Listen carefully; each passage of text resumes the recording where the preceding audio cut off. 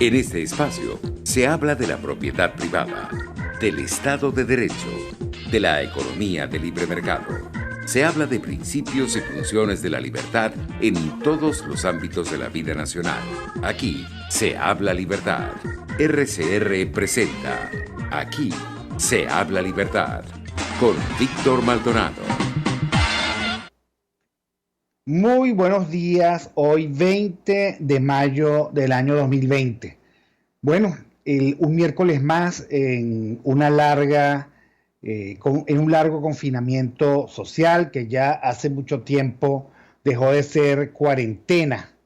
Gracias a todos los que son leales, fieles y firmes en escuchar este programa por cualquiera de los canales que tiene RCR para estar en contacto con ustedes. La verdad, muy agradecidos, me siento muy feliz de poder hacer este programa y compartirlo con todos ustedes a través de @RCR750, por Twitter, lo mismo por Periscope, por TuneIn, por rcr.tv, por el canal en vivo RCR750 de YouTube.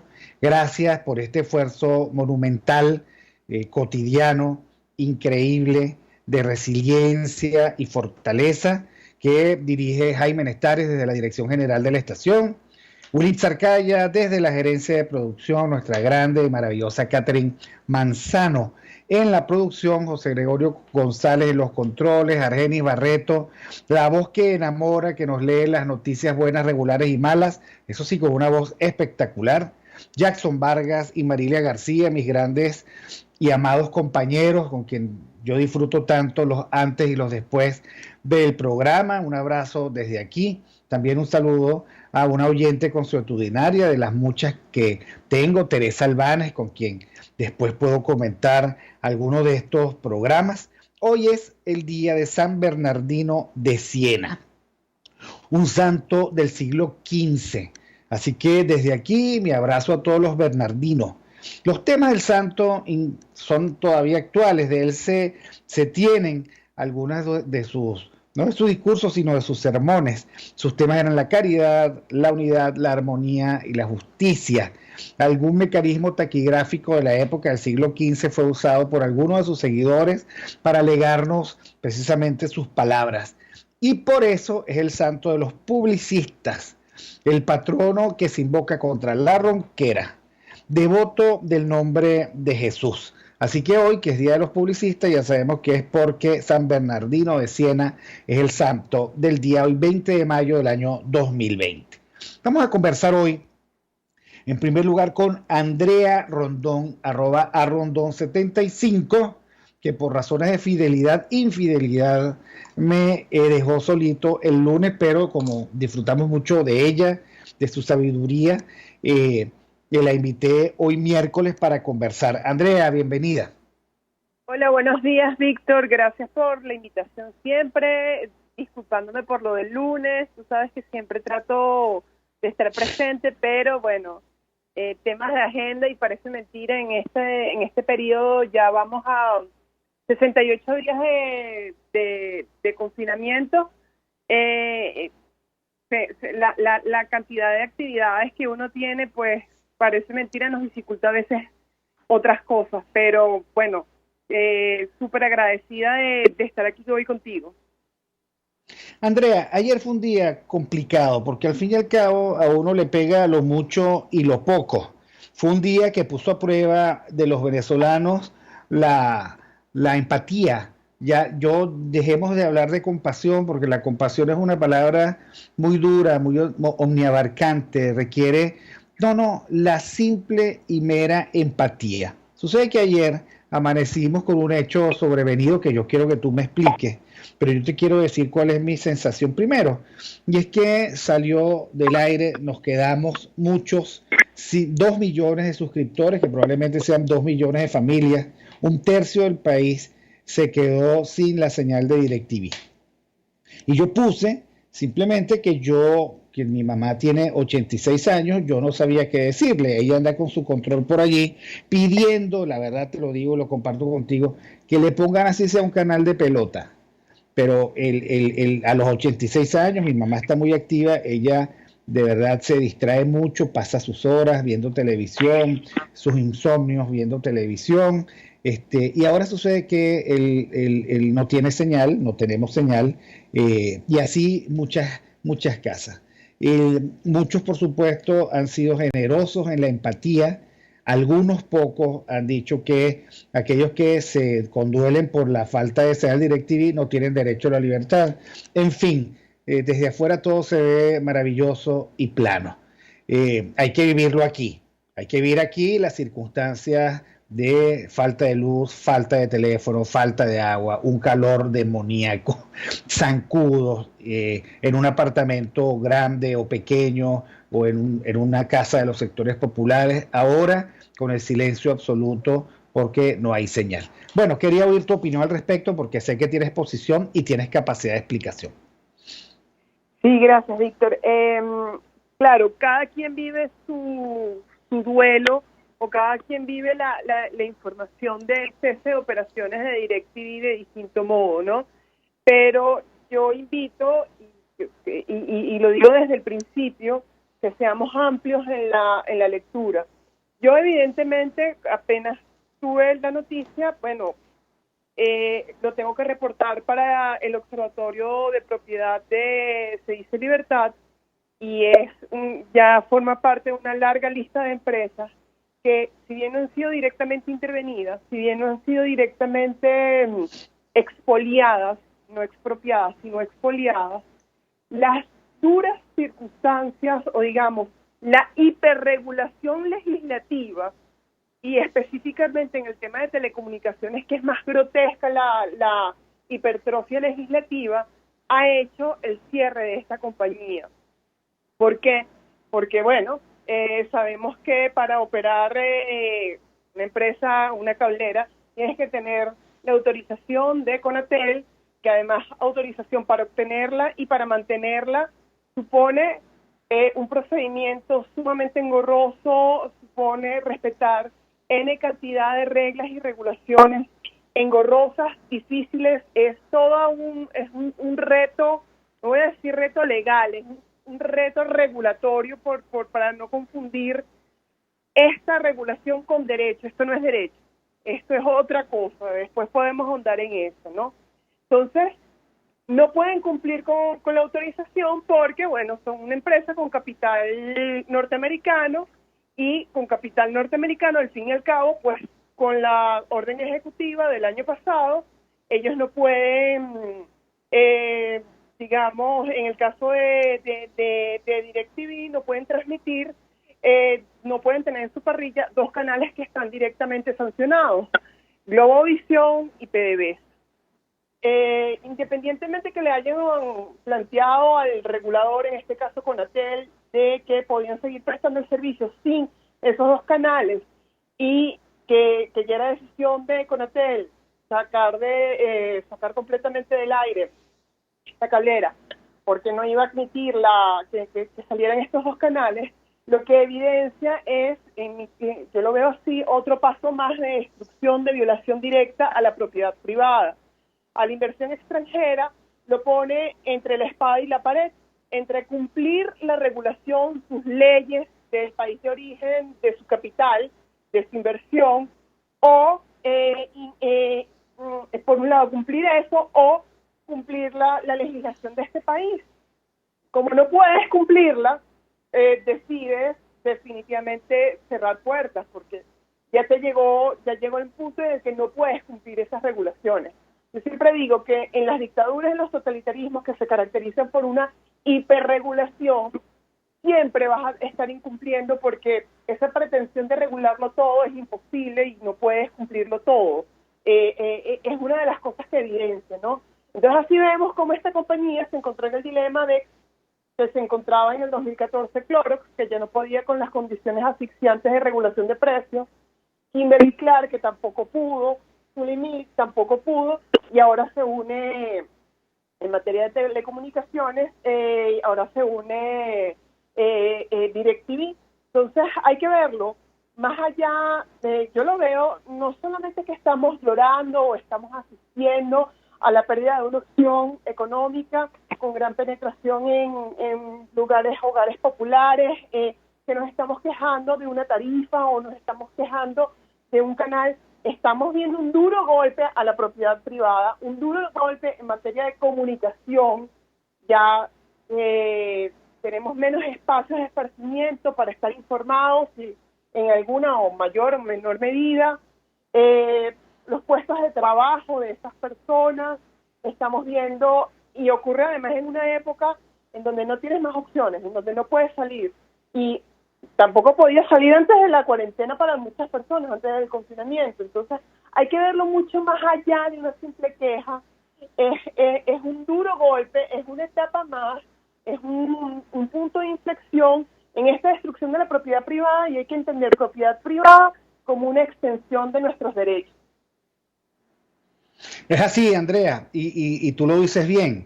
Esto ha sido una expoliación no solo de la empresa, porque AT&T no pudo conciliar sus deberes legales de su país de origen con la rapacidad y la falta o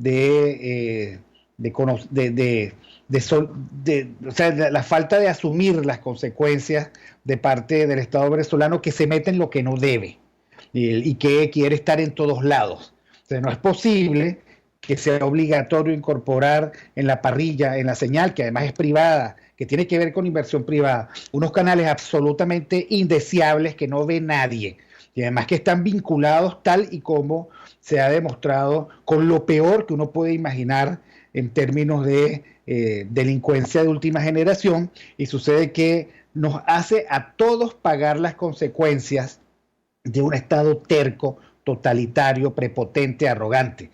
Uno se ve despojado de sus derechos de propiedad, de su derecho de contratar con quien sea la señal que uno quiera.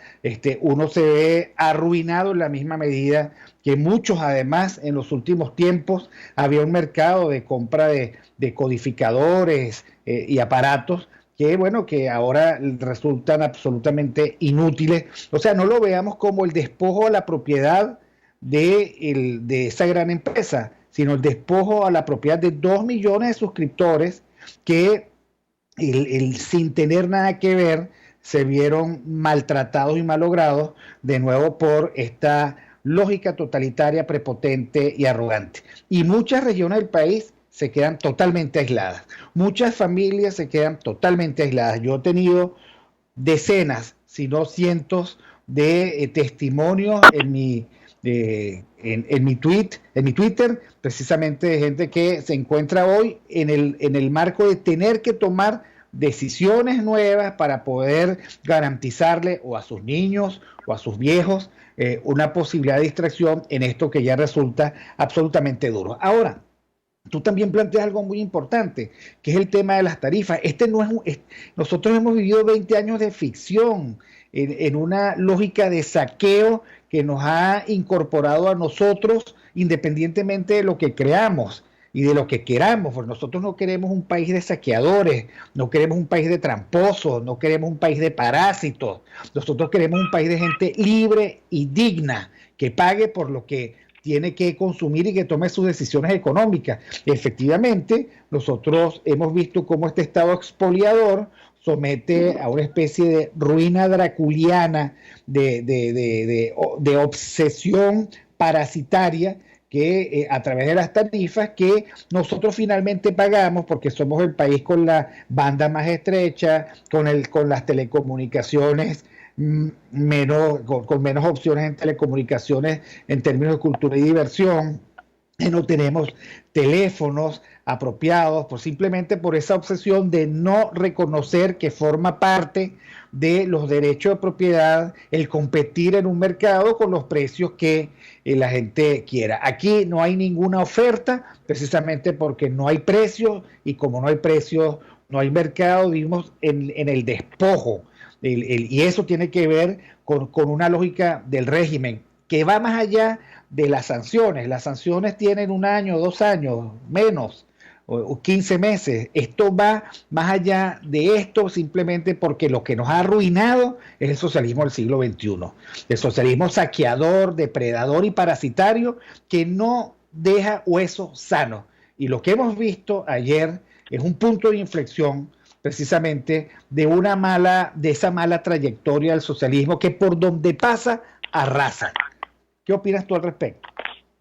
No, totalmente. O sea, es que hay también que contextualizarlo y no debemos olvidar que este es resultado de políticas económicas o digamos de la aplicación de medidas económicas con total manipulación o con fines políticos. Esto, lo dijiste muy bien, no es resultado de las sanciones se vienen aplicando con relativamente reciente y hay que ver el fondo de esas sanciones también, por qué se aplicaron esas sanciones. Y eso es otro tema de discusión. Pero las personas que escogieron o que tienen DirecTV no necesariamente es porque es su decisión, es porque es a lo mejor lo único que pueden pagar, es su único medio de esparcimiento, porque ya no pueden ir al cine, porque ya no pueden ir a un restaurante, por temas económicos o temas de seguridad. Era su única opción disponible para su bolsillo, un bolsillo que ha sido completamente destruido a lo largo de 2 décadas. Y cuando ya ha sido destruido, Camino de Servidumbre de Hayek lo dice abierta y claramente, esta obra de Hayek, cuando se cercan las condiciones económicas, ya no tienes poder de decisión porque te dejan una única opción. Decidir es decidir entre distintas opciones, pero si no tienes poder adquisitivo porque lo han destruido, porque ya no tienes empleo, porque también lo han destruido, porque no existe otro mecanismo de ingreso, porque lo han destruido, esa es la única alternativa que tiene la mayor parte de las personas. Aquí no se están quejando porque perdí un servicio barato, aquí se están quejando porque perdí lo único que podía pagar luego de 2 décadas de destrucción de la economía. Y destrucción de la economía implica también destrucción de tu calidad de vida. Esto no es solamente, como lo dijiste al principio, esto no es un problema de AT&T, esto no es un problema de un empresario norteamericano que no le resultó el negocio, porque también me lo dijeron en redes. En última instancia, lo que está detrás de esto es que ya no les resultaba el negocio, se cansaron y tiraron la toalla. Y yo, perdón, qué corta memoria. Tú no te cansas luego de 20 años, eso no es simple y llanamente tirar la toalla.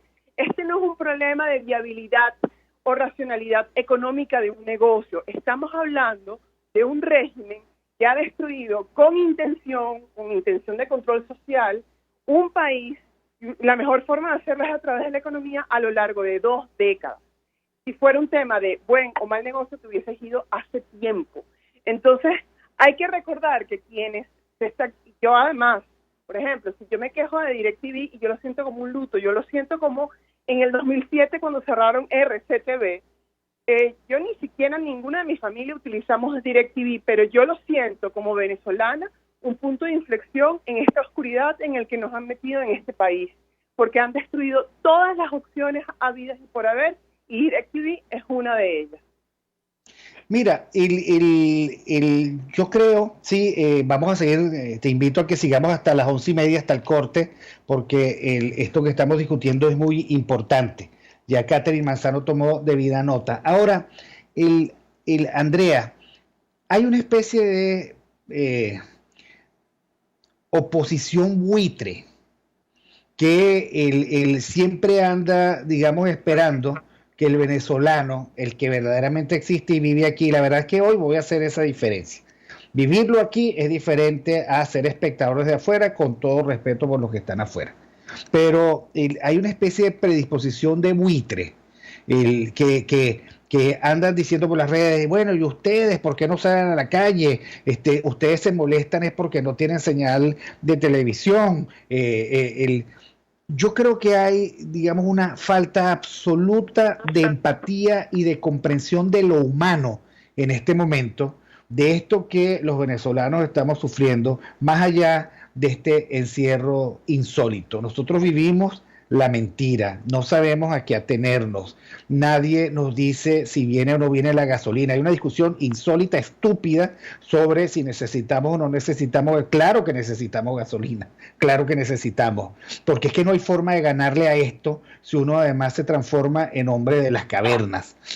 Claro que necesitamos un mínimo indispensable de telecomunicaciones, claro que necesitamos DirecTV, y la verdad es que yo no le confiero a nadie el derecho ni siquiera de señalar desde afuera que nuestras condiciones de vida tan deterioradas y tan malogradas sean un aliciente como para salir y despertar. Los venezolanos estamos absolutamente conscientes de nuestra condición de víctimas y tenemos todo el derecho, los que vivimos aquí, de decir cuán mal nos va, cuán mal nos sentimos y cuánto nos impactan estas pequeñas o estas grandes cosas. Hoy hay gente que no tiene televisión, pero tampoco tiene luz, y cuando regrese la luz no va a tener nada que televisión, que no tiene agua, que no tiene alimentos, que no sabe qué va a comer mañana, que vive bajo un régimen de violencia, y sí a la gente le interesa lo poco o lo mucho que pueda tener para salir, para ver otras cosas, para distraerse un momento.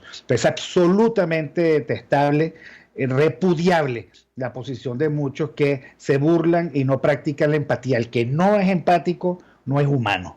Y por supuesto yo te agradezco esta maravillosa discusión y explicación del contexto, porque además yo sé que tú estás aquí, tú y tu perro, en tu casa, y que haces todo lo posible por dar explicaciones, por mantenernos al día en el tema de los derechos de propiedad.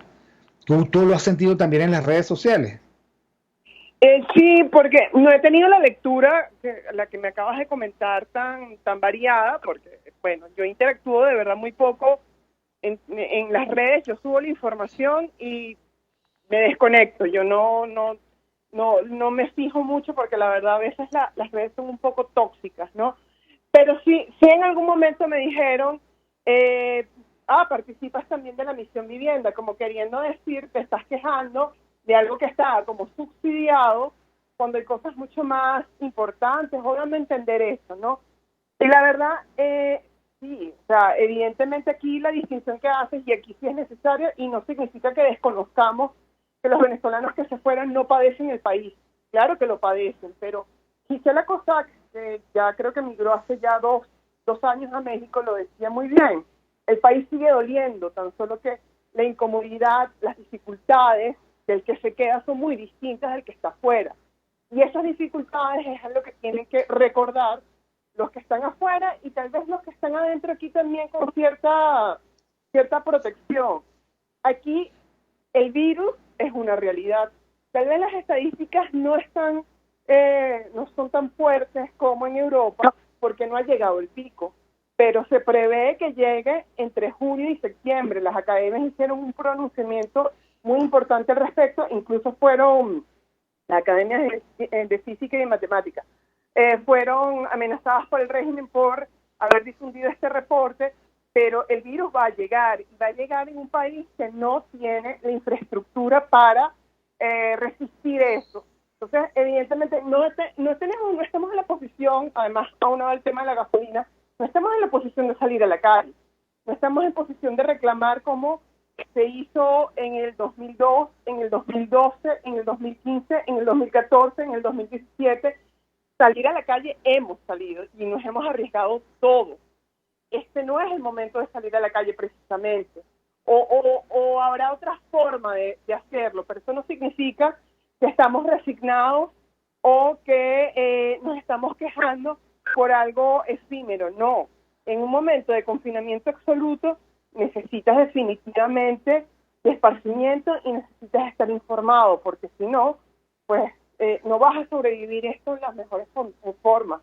Y eso es lo que hay que tratar de lograr, pasar esto de lo mejor posible, física y espiritualmente. Así es. Bueno, muchísimas gracias, Andrea Rondón, a Rondón75. Ya dice que no usa mucho las redes, pero bueno, allí tienen su Twitter. Gracias, Andrea, por tus comentarios, por poner este tema en encuadre y contexto. Nosotros vamos con Argenis Barreto, la voz que enamora con las noticias que lee, y regresamos con Luis José Uzcategui. Aquí se debaten temas de interés nacional e internacional. Aquí se habla libertad con Víctor Maldonado. Solo por RCR.tv, la radio que se ve. Sintonía